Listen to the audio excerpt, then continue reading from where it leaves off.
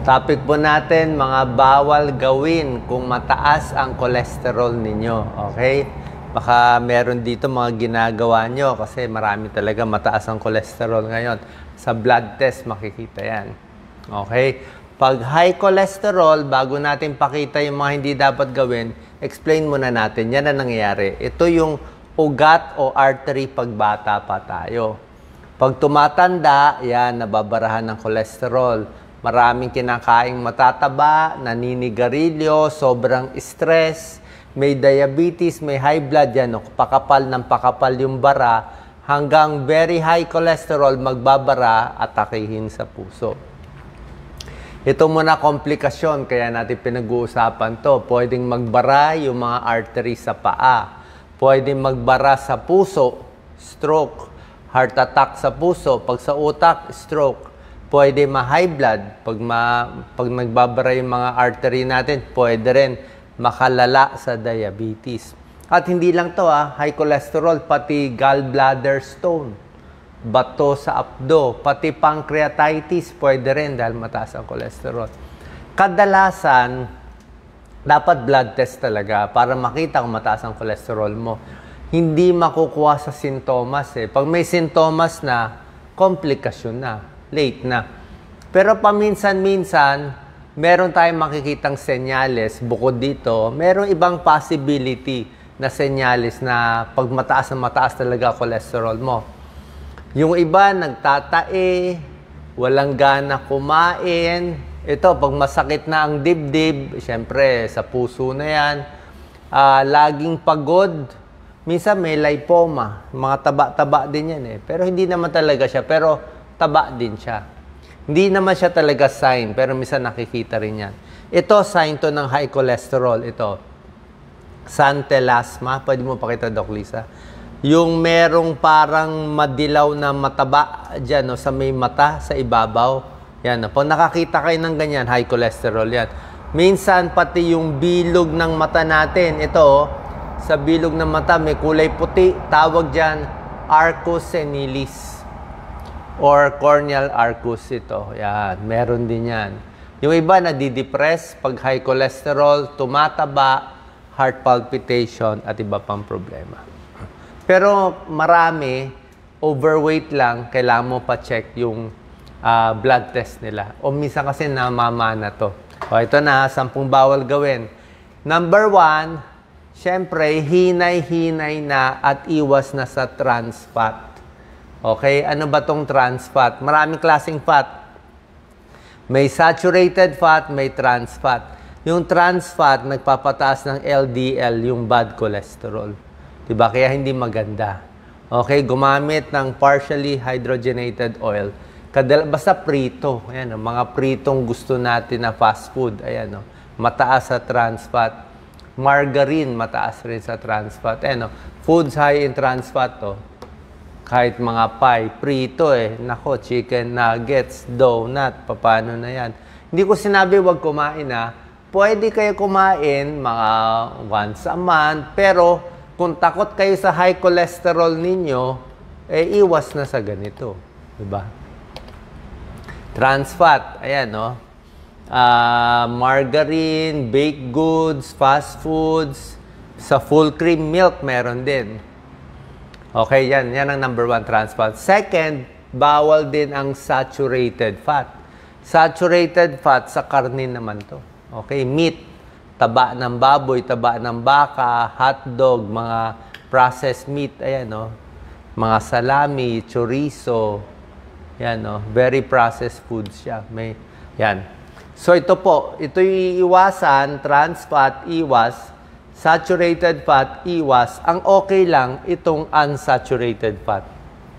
Ito yung good, ito yung bad and bad. Iiwasan natin. Tulad na sinabi ko, trans fat, yung mga margarine, baked goods, processed food, saturated fat, yung mga karne, meat, pork, yan.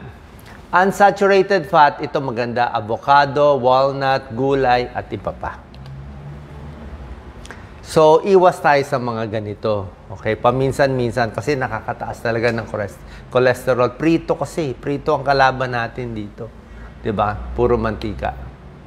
Number 3, bawal din gawin, huwag hayaang ma-stress na ma-stress ang katawan. Pag nai-stress tayo, yan, mas mapapakain tayo. Yung iba may bad habits pa, kaya tumataas din ng cholesterol. Hindi maganda. Kulang sa fiber. Ang fiber, pampababa ng cholesterol. Kaya mga oatmeal, maganda po oatmeal. 1 cup of oatmeal a day, bababa ng 10% ang cholesterol mo. So, mga gulay, mas marami kang gulay kakainin. Kangkong, talbos, ampalaya, spinach, lahat yan. Malunggay. Pag maraming gulay, bababa ang cholesterol mo. Kasi may fiber siya. Siya yung pampababa. Ito, yung mga prutas. Pwede rin yan. Strawberry, apple. Apple, balat ng apple. Mataas sa fiber, nakakababa ng cholesterol. Yan ang mga good foods. Kaya dapat kakain yan. Yan, high fiber foods. Yan, broccoli, avocado, strawberry, nuts, lahat ng green leafy vegetables. Munggo kasama. 5, bawal. Siyempre, alak, bawal. Di ba? Moderate drinking, di ba? Nakakataba. Mataas ang calories. Around 150 to 200 calories ang beer. Red wine, mataas din sa calories. May pulutan ka pa na chicharon bulaklak, di ba? So, high cholesterol talaga yan, di ba? Pulutan, crispy pata. Number 6, smoking, di ba? Cholesterol, nakakabara sa ugat. Smoking, nakakasira sa ugat. So, pareho silang deadly. Sabayan, high cholesterol with smoking, mataas ang risk for stroke and heart attack. Yan po, bilang cardiologist, yan talagang tinuturo namin. Siyempre, bukod sa klase ng kinakain, sa dami din ng kinakain. Nasa dami. Meron tayong secret. Paano masusukat yung dapat yung kainin? Maganda. Gagamitin lang natin ng kamay. Overeating, overindulging. Tingnan natin ha. So, bukod sa overeating, sinamba ko na rin, too much sugar. Alam niyo naman yung mga sugar na hindi maganda talaga. Sa weight gain at triglyceride. Cholesterol or triglyceride, pareho nakakataas yan. Ganito ang sikreto, Doc Lisa, maganda to. Ang protina natin, yung karne, yung baboy, o yung chicken, kasing laki lang ng palad. Hindi kasama ang daliri, ito lang. So, ang pork chop mo, dapat ganito lang, kasing laki ng palad mo. Okay? Pag bata ka, maliit ang palad mo, yun lang kakainin mo. Kung malaki kang tao, malaki palad mo, mas malaki makakain mo. So, isang palad lang, yan o, isang palad lang ng karne. Ang kanin mo, carbohydrates mo, dapat kaya mo idakot sa kamay mo. So, 1 cup of rice lang. Kumuha ka ng rice. 1 cup lang to eh. Hindi ka naman makaka 2 cups dito. Okay? So, ito ang karne, ang rice, pag ganito. Pagdating sa gulay, gaano karami, isang fist. Marami ang fist, di ba? O malaki yan. So, lahat ng gulay, ganyang karami, ganyang ka-bunch ang gulay mo. Pero pag bibigyan ka naman, may taba ka eh. May butter, may mantika, pero thumb lang. Pero hindi buong thumb ba? Hindi buong thumb, ano lang, hanggang dito lang, ito lang. Itong upper thumb lang yan. I think malito. Pag buong thumb yung butter mo, ang dami na yan eh. So, depende. So, dapat malaki ang kamay mo. So, Doc Lisa, ang kanin mo dapat ganyan lang. Hindi ganyan. Pag ganyan, bawal na. O, pag ganyan, ano na yun, katakawan na yun. Baka may mag-comment, paano kung construction worker? O sige, pwede mas marami. Construction worker, nagbubuhat ka na mabigat. Pwede yun, pero pa nasa office ka lang. Yan lang, ha? Tandaan nyo, palm, cup, rice, fish, vegetable, tsaka thumb for butter, oil, mantika, ano yung mga gusto nyo. Number 8, bawal laging upo. Masama laging upo. Sabi nga nila, ito na ngayon yung bagong deadly ngayon eh, yung laging upo eh. Oo. Kaya maraming ways na hindi laging upo. Maraming sakit ang laging upo.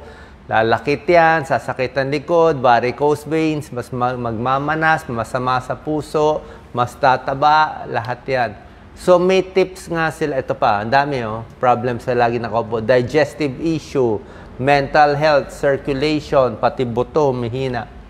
May tricks para mas maka-exercise. Bakit mag-exercise? Bababa ang blood sugar, gaganda blood pressure at bababa ang cholesterol. Ayan, no? Habang may kausap daw sa telepono, maglakad-lakad. Yan. Every 30 to 45 minutes, ipa-alarm yung cellphone. Okay, dapat lakad ka na. Lakad. Pwede ka konting squat, konting galaw-galaw. 5-minute break. Maglinis-linis ng bahay. Standing desk. Pwede siguro standing desk. Minsan, merong computer na nakatayo lang. O nakataas mo lang. O di nakatayo. Sipa-sipa ng paa para hindi laging upo. Dapat ba nag-video tayo, nakatayo din. Ayan, no? Imbis na manonood ng TV, maglakad-lakad na lang sa labas ng bahay. Gawaing bahay, yan, no? Tips to move more. Yan ang sikreto para humaba ang buhay. Galaw-galaw para hindi pumanaw. Number 9, hindi binabantayan ng timbang. Yan, siyempre, pag overweight, mas mataas cholesterol, mas may diabetes.